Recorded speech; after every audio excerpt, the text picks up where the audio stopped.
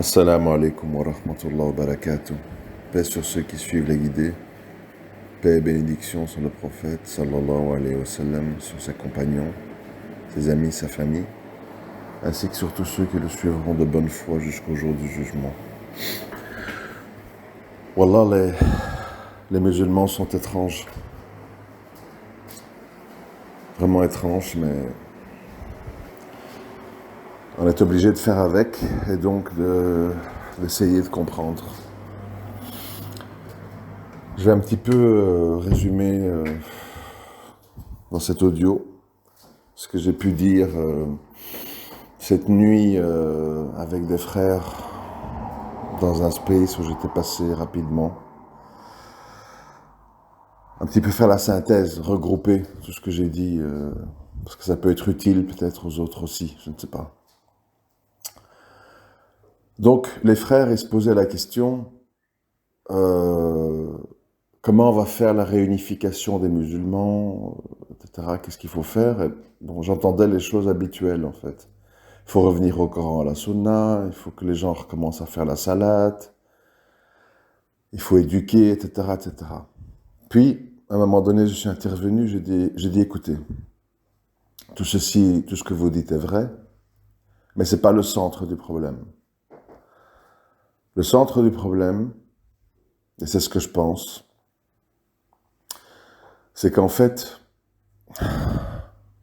les musulmans doivent intégrer et accepter que être un musulman, être une musulmane, il y a un prix à payer. C'est-à-dire que c'est pas possible, c'est pas logique d'espérer être sur le tawhid dans la religion agréée par Allah avec l'assentiment et l'approbation de tous et de toutes et ne pas avoir de preuves et ne pas avoir de problèmes. Et j'ai expliqué ma vie, quoi. Ben, ma vie, oui, alors que je suis un musulman, on va dire, il y a des gens beaucoup plus engagés que moi, beaucoup plus problématiques que moi. Et malgré ça, ben, ma vie, j'ai un casier judiciaire, je peux pas rentrer dans plein de pays, je dois gérer un entourage ou des, des- des gens autour de mes enfants qui sont là, dévoilés dans le shit, avec des problèmes psychologiques, etc. On est éprouvé, quoi. On est éprouvé. Et ça fait partie du choix. Et le problème, tant que les gens vont croire revenir à Din, ça veut dire aller prier, lire un bouquin, arrêter telle ou telle mauvaise habitude. Non, revenir à Din, ça veut dire en fait que tu vas être éprouvé. Et le problème, il est là, c'est qu'en fait, les gens, ils veulent pas ça. Le meilleur exemple, c'est ce qui nous occupe en ce moment, Hassan Hussein. Vous avez des gens dans les commentaires, je lis, et même si c'est pas gentil ou quoi, j'approuve, je les laisse. Parce que bon, juste pour vous expliquer aussi, entre parenthèses, par sécurité, parce qu'il y avait des choses hallucinantes, j'ai activé la fonction approuver les commentaires avant publication, mais je le fais le plus rapidement possible pour que ce soit quand même fluide. Donc rassurez-vous, quand vous faites un commentaire, si vous ne le voyez pas tout de suite, c'est parce que je dois l'approuver. Il faut vraiment que ça soit très, très, très, très exagéré pour que j'approuve pas. Parce que moi, je suis pas un censeur, je suis pas un adepte des tabous ou de mettre que des commentaires favorables sous mes vidéos. J'aime bien le débat, j'aime bien les gens qui sont pas d'accord avec moi. Encore hier soir, dans ce fameux space, voilà, il y avait un frère qui s'appelle Karim, qui peut-être écoute cet audio. Il a dit, est-ce que c'est légitime qu'un musulman se réjouisse des problèmes d'un autre musulman? Bon, je m'en suis expliqué. Je m'en suis expliqué. Et je vais expliquer tout à l'heure. Et donc, à un moment donné, cette affaire EQCN, elle est informative parce que à l'heure où nos frères et sœurs d'Inde se font violer, tuer, tabasser, enfin des trucs de fou, qu'elle les libère et les renforce, on a ici, en fait, un frère qui a emmagasiné pas mal d'argent, à qui on dit on va te renvoyer dans ton pays, en l'occurrence le Maroc. Bon, je ne sais même pas s'il va y aller ou si on va finir par le laisser partir ailleurs, en Belgique, ou je sais pas ce qui est prévu. Et donc, on ne dit pas à Hassan Iquioussen, on va te mettre à la guillotine, on va te torturer, on va t'envoyer 20 ans en prison en Nouvelle-Calédonie. On te dit, on te renvoie dans ton pays. Et les musulmans, en fait, sautent de partout. Injustice, c'est pas normal. Écoutez, il a dit plein de paroles de coufre, de progressiste. Vous voyez bien qu'il n'est pas méchant. Tout le monde s'agite. Des space avec 400 personnes. Subhanallah. Tout ça pourquoi? Parce qu'on dit aux gars, ben, garde ton argent, va dans ton pays d'origine. Et c'est ça, le degré de souffrance et de sacrifice qu'on n'est même pas prêt à endurer. Que dire de ceux en Arabie Saoudite ou ailleurs qu'on enferme pendant 20 ans et qui sortent de tôle à moitié fous ou qui meurent en prison et on compare ça avec renvoyer Hassan Iquioussen dans son pays. Moi j'hallucine, comme d'habitude, j'hallucine sur tout en fait. Tout est hallucinant. Et alors évidemment, il y a la prochaine étape, hein, tellement on a mal dans son cœur, on a mal que ce millionnaire qui gère avec ses fils des sociétés immobilières dans le nord de la France, où il a une espèce de petit baron qui règne en maître sur toutes les conférences qui ont pu être faites, qui se moque sans aucune retenue de ses frères salafis quiétistes, parce que même si on n'est pas d'accord, on n'a pas à se moquer, surtout si on parle de choses de la sunna, comme la barbe, etc. Bref, tout ça, ça ne froisse pas grand monde, c'est pas grave. On n'accepte pas, voilà. Et alors, ça nous mène à quoi? À la haine entre nous, ou à la suspicion entre nous. Abou Rayhan, c'est normal que tu te réjouis, qu'un musulman se réjouit des problèmes d'un musulman?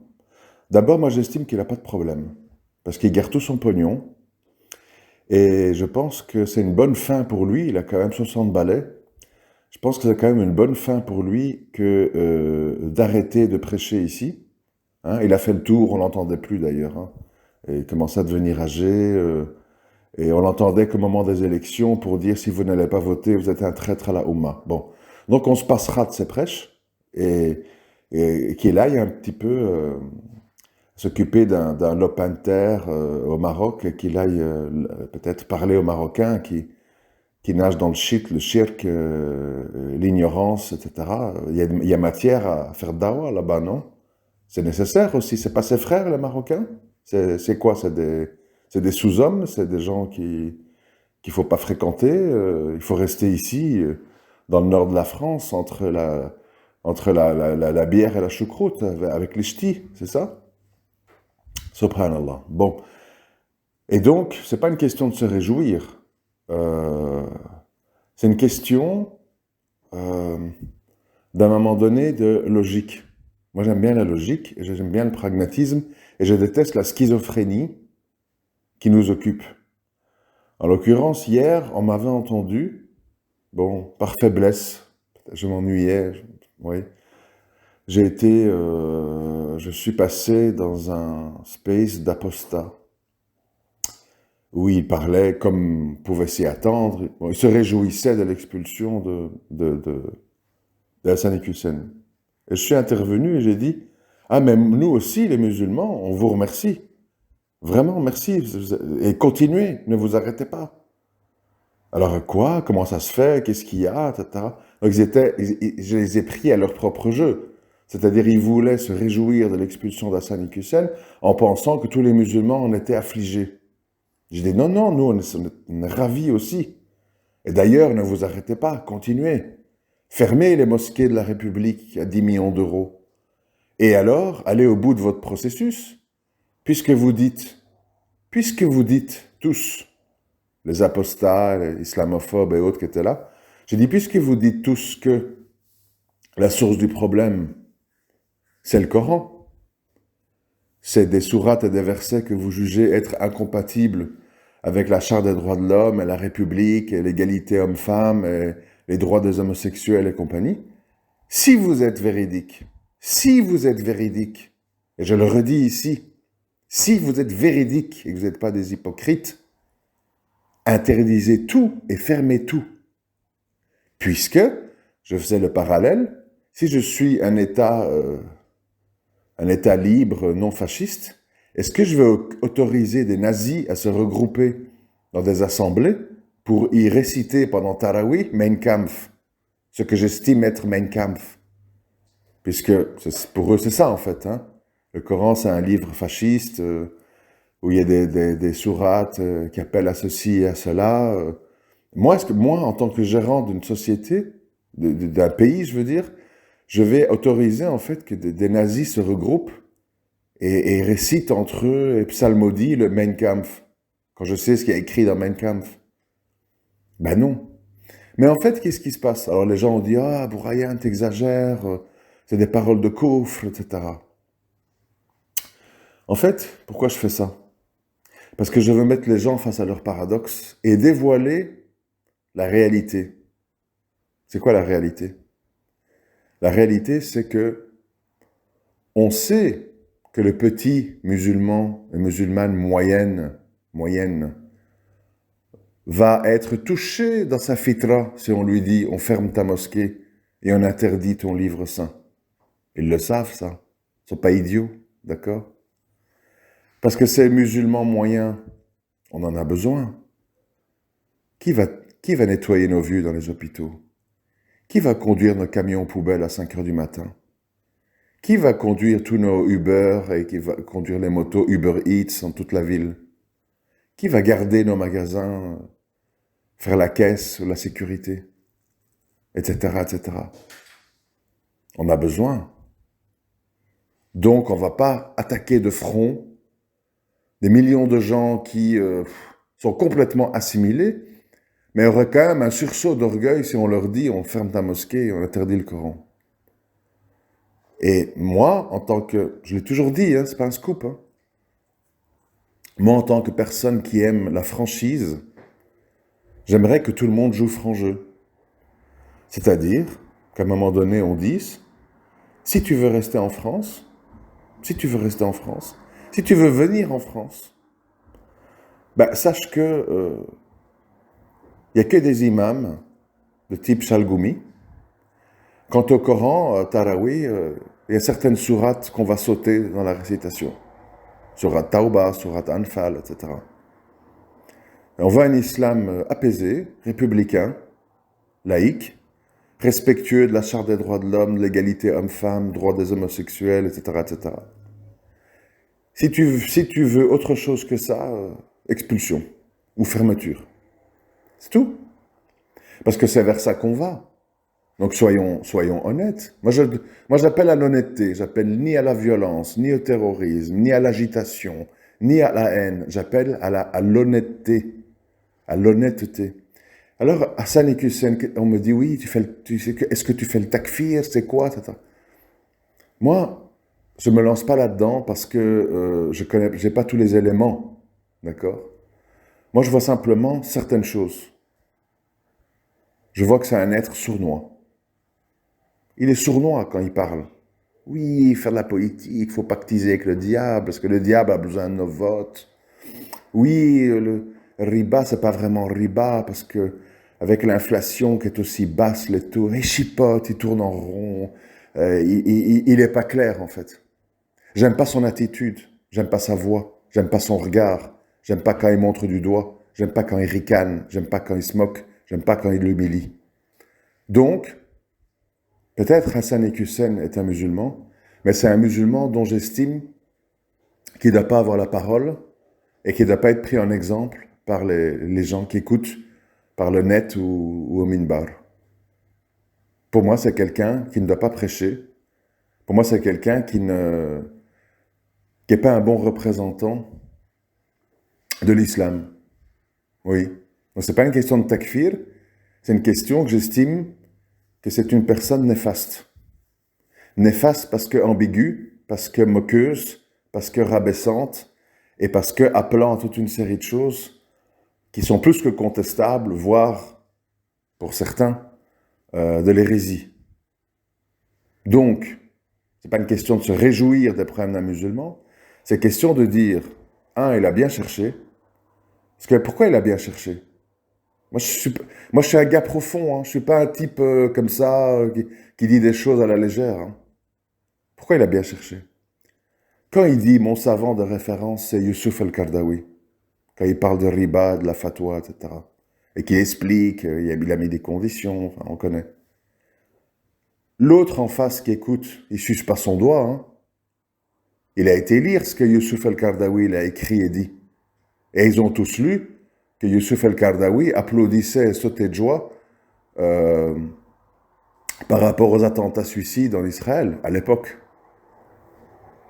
Alors quoi? Tu dis à tout le monde, faut pas prendre les gens pour des cons, quoi. Tu dis à tout le monde, je suis pacifique, et voilà, il faut être en France, il faut être un bon citoyen, il faut voter, tatati, tatata, enfin bon, on doit s'y installer, vous êtes des citoyens, si tu vas pas voter, t'es un traître, et va acheter ton petit pavillon dans le 91, parce que si tu travailles dans le 91, ce serait triste de faire 1 heure de bagnole pour aller à ton travail. Et tu dis, Youssouf El-Kardawi est mon savant de référence. Les gens, ils vont lire ce qu'il dit en dehors de la fatwa de riba. Et ils vont dire, il nous prend pour un con, ça, Sadiq Hussein. Il dit à tout le monde que Kardawi, c'est son savant de référence. Et ce type appelle aux attentats suicides en Israël. Ah oui, en fait, il veut nous manipuler, le gars, il nous balade. C'est logique. Quand tu joues trop de jeux, et que tu es trop ambigu, et que tu dis des choses qui prêtent à confusion, hein, je ne crois pas avoir jamais entendu Hassan Hussein dire je suis dans un minhaj des frères musulmans, nous suivons Youssouf El-Kardawi, sauf pour telle et telle et telle et telle et telle fatwa qu'on juge où il est complètement débloqué.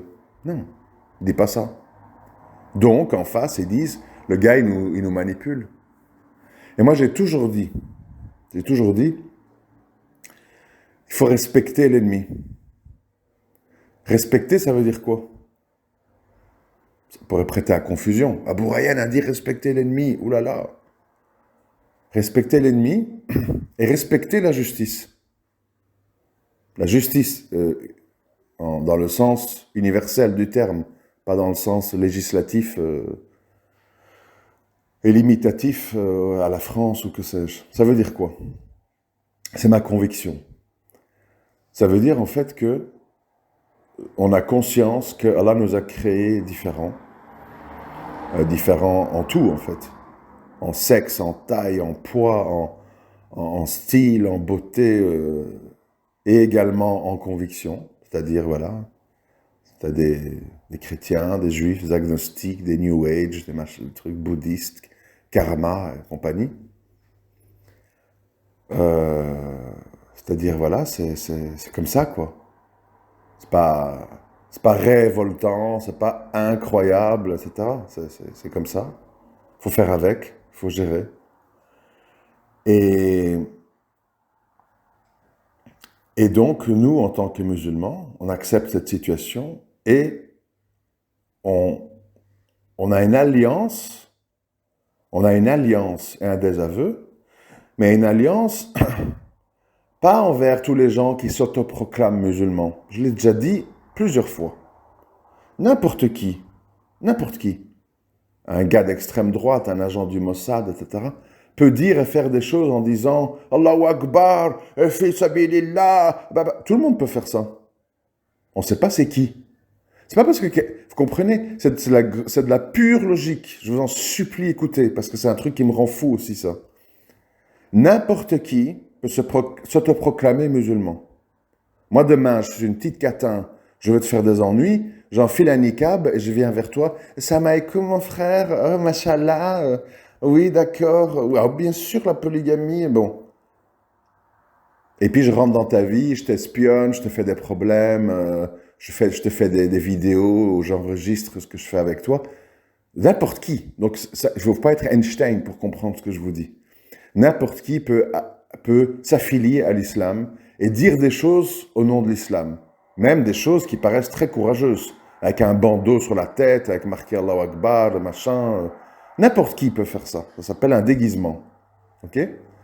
Donc moi, ça ne m'intéresse pas en fait, quand on parle d'alliance, moi je ne m'allie pas à des acteurs, je ne m'allie pas à des hypocrites, je ne m'allie pas à des gens qui jouent des jeux. Je suis allié à Allah, à son messager et à la justice, dans le sens large. Ça veut dire quoi? Ça veut dire, moi, si demain, je l'ai déjà dit, je le redis, c'est pas grave, je vois un pseudo-musulman, parce qu'il me dit Allahu Akbar, parce qu'il est basané, parce qu'il s'appelle Mouloud, je vois un pseudo-musulman commettre un acte,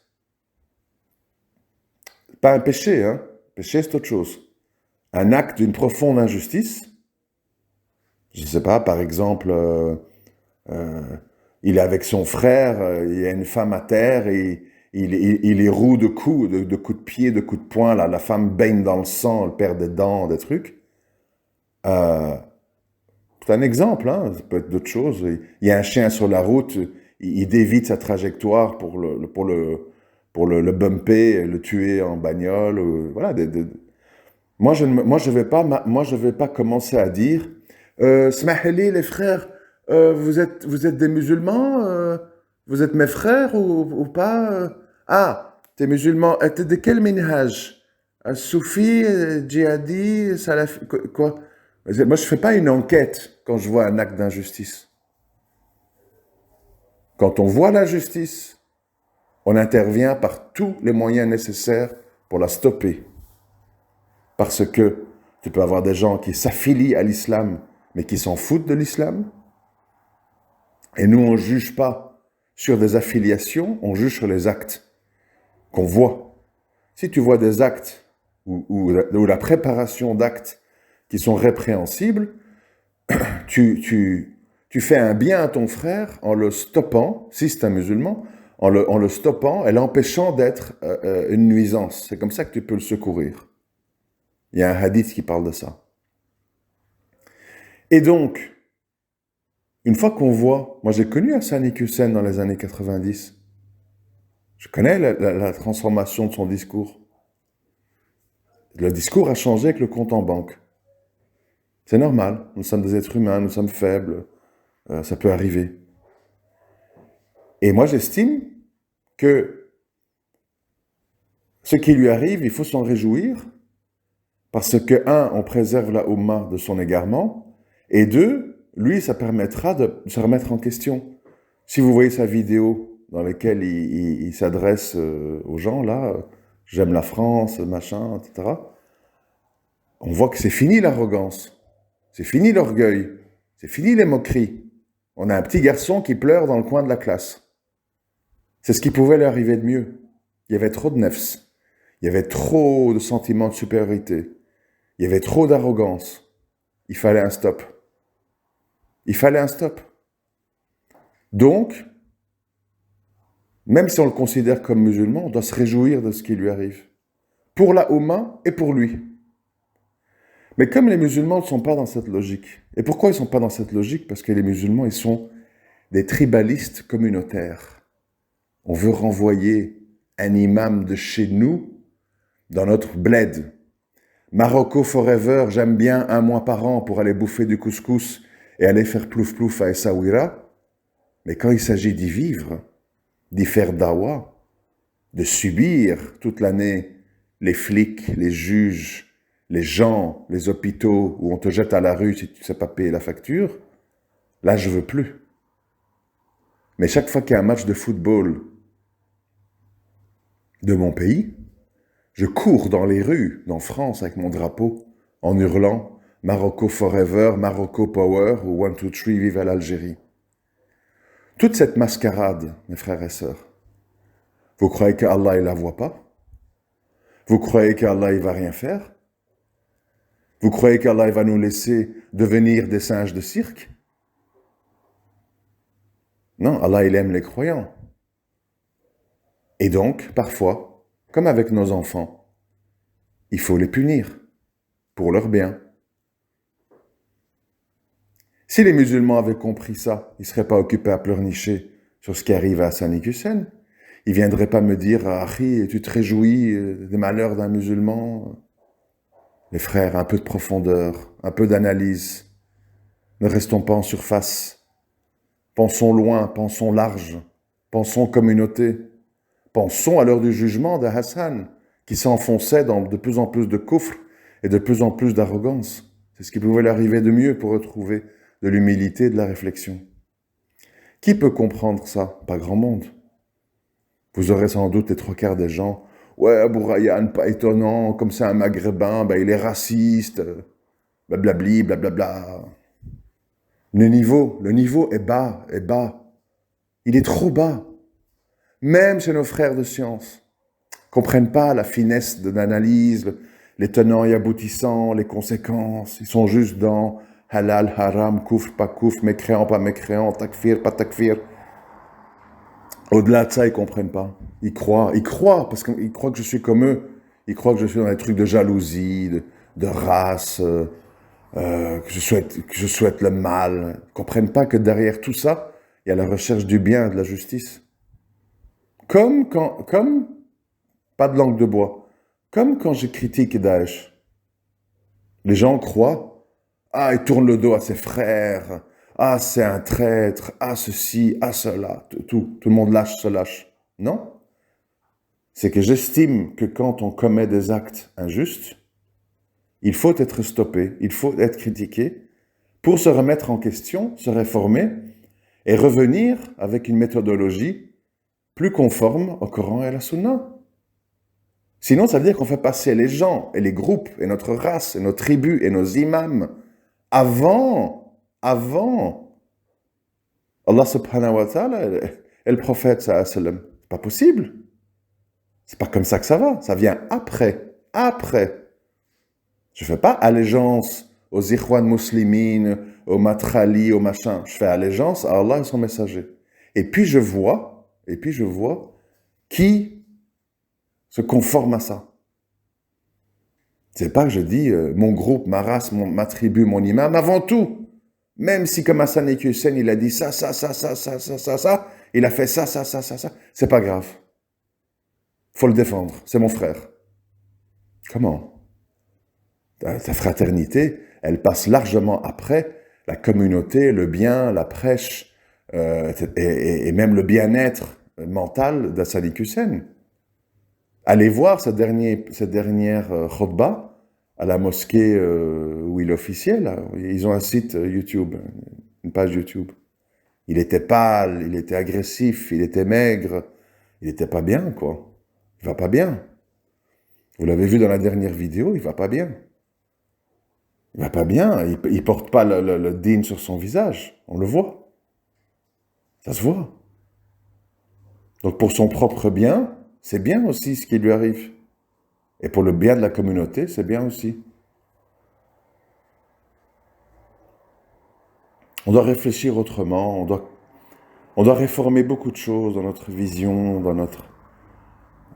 dans tout en fait. Je le disais aussi l'autre jour dans le live par rapport au mariage.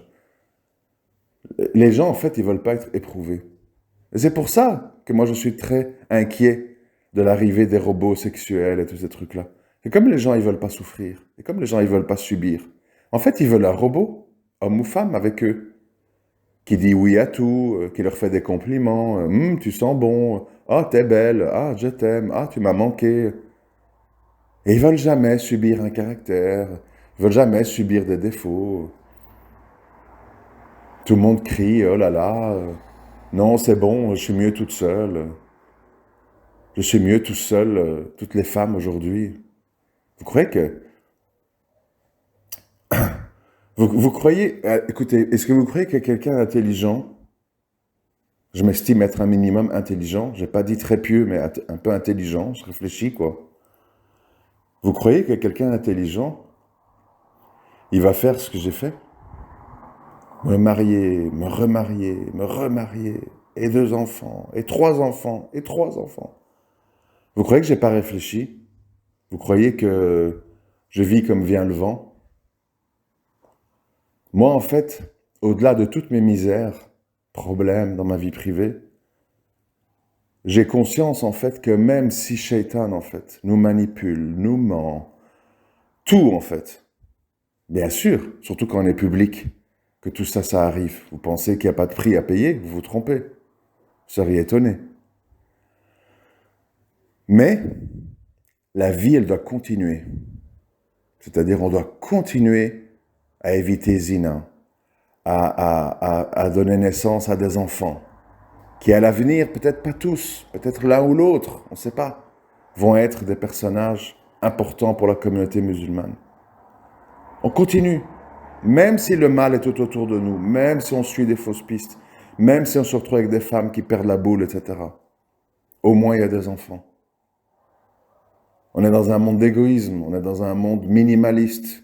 Les gens ont peur de tout. Les gens calculent. Oui, je vais me marier, mais avant ça, il faut que ceci, il faut que j'ai un travail. Hein.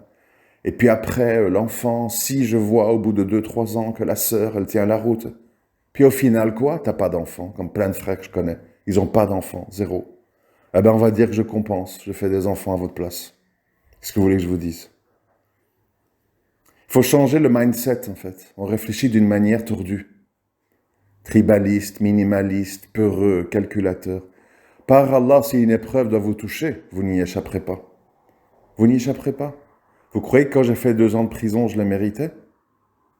Par Allah, que j'avais rien à voir avec les frères qui étaient là dans certains repas et qui ont fait des trucs, qui sont partis en Syrie. J'avais rien à voir avec eux. J'étais pas d'accord avec eux. Parfois, on discutait à table, on faisait des débats.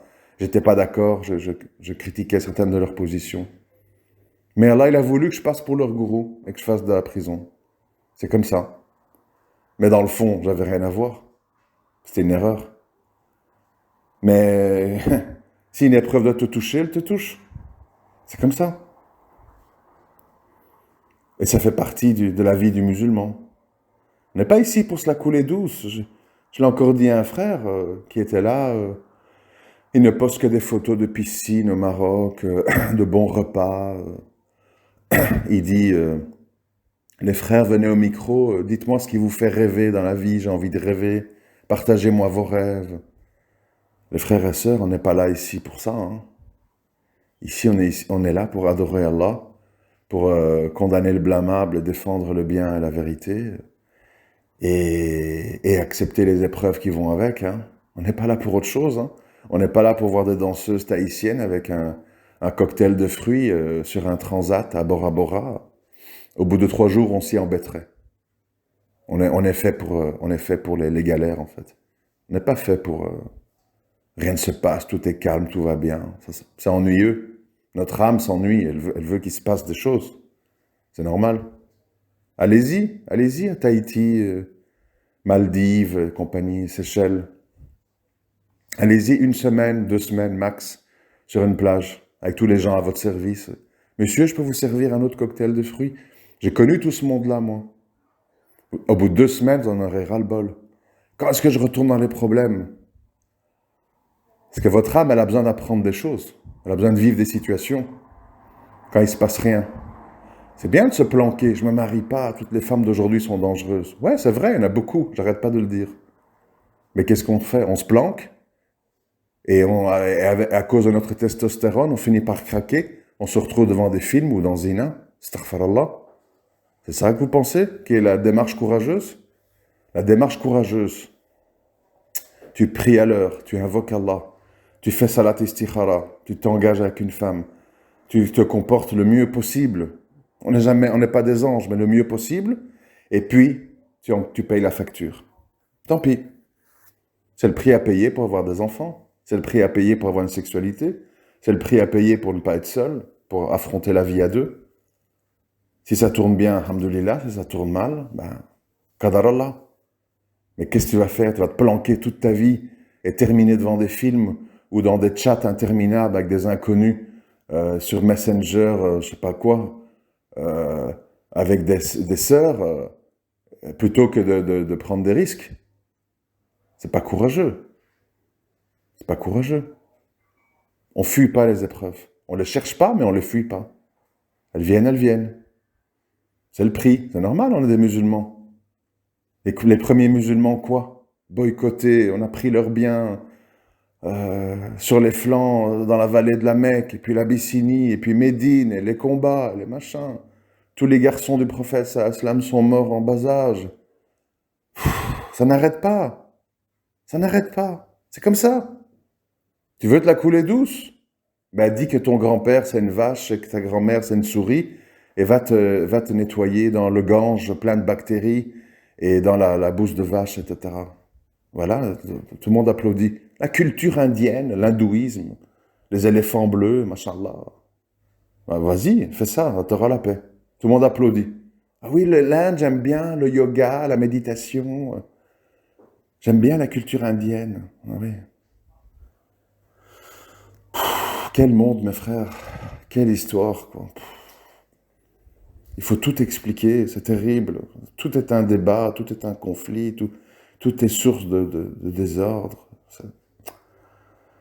Enfin, c'est pas grave. Ça fait aussi partie de l'épreuve, sans doute. Non. On accepte. Assalamu alaikum wa rahmatullahi wa barakatuh.